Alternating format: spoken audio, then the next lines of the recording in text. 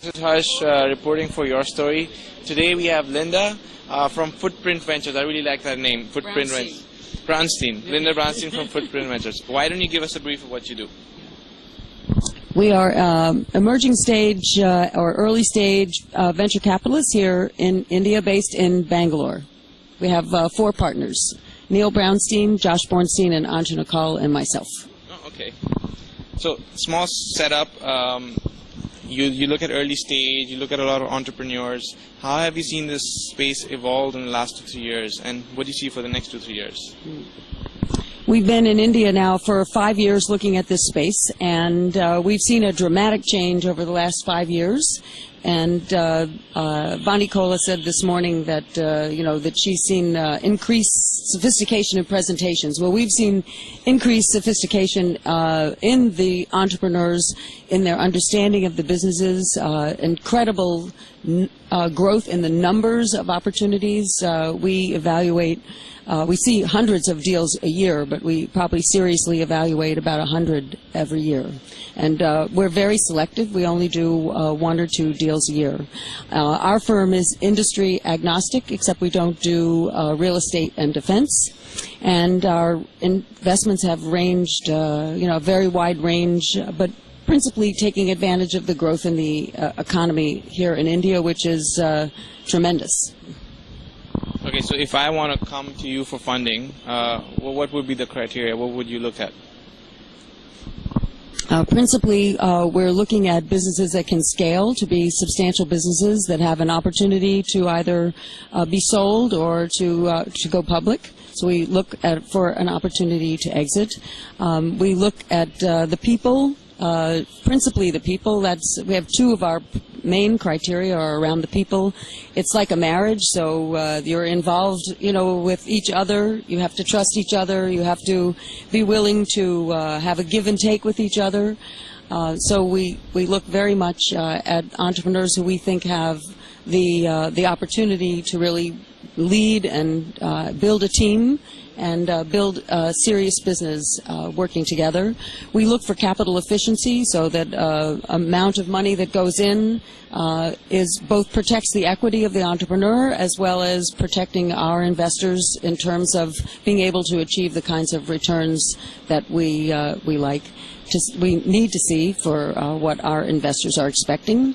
And we look also at the opportunity, obviously, and the business itself, and look very deeply at the markets and whether the opportunity is really there, and that the profitability is there, obviously, to support the business. Yeah.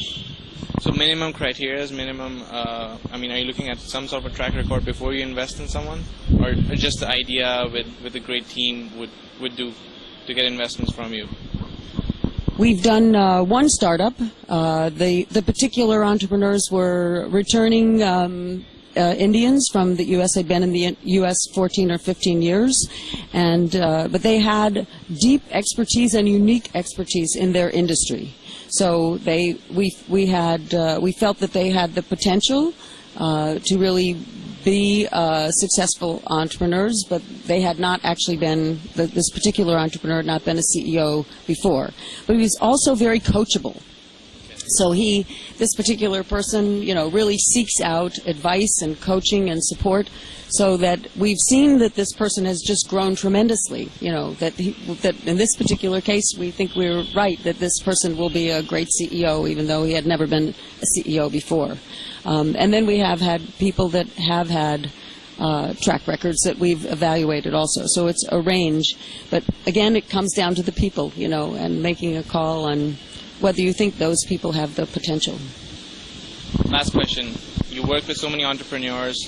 There are more than 200,000 of us who come on the site and seek advice. Mm-hmm. What kind of advice would you like to give us? Well, you need, if you have an idea that you think is really worthy of spending your time and your life dedicated to this idea, you should really look very carefully and deeply at the markets and really have a deep understanding and bring around you a team that can really that is complementary in skills, so that you can really have a successful opportunity to build the business. Because without the right team of people, you're never going to really succeed.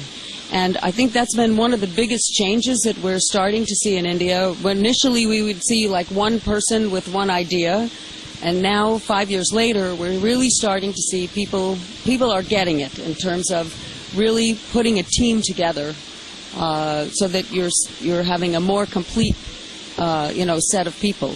The one thing that still seems to be missing from a lot of these early teams is finance skills. So you'll have the technical people, maybe you have the marketing people, maybe you'll have somebody who has CEO capability, but it's very rare that we actually see a strong finance person on the team. And if I had any advice to entrepreneurs, would be to try to put that person in place as early as possible. Because if you can't have the discipline, the financial discipline in your early part of your business, it's very hard to be able to scale. Sorry, just a follow-up question. Everything's being outsourced today. So would you look at that finance person as part of the core team, or would you be okay with them outsourcing that work to someone? A number of our companies do outsource it. There are a collection in India of excellent small accounting firms that serve as de facto CFOs and advisors to the business, but I would say it depends on the business. So and it also depends on who it is that you're engaging. So if the people you're engaging have the right skill set for your particular business in terms of understanding the financial management issues, then that would be a great solution. If that's the best the best solution for you, could be an excellent solution. Thank you for coming on Your Story. It was a pleasure having you. Pleasure to meet you.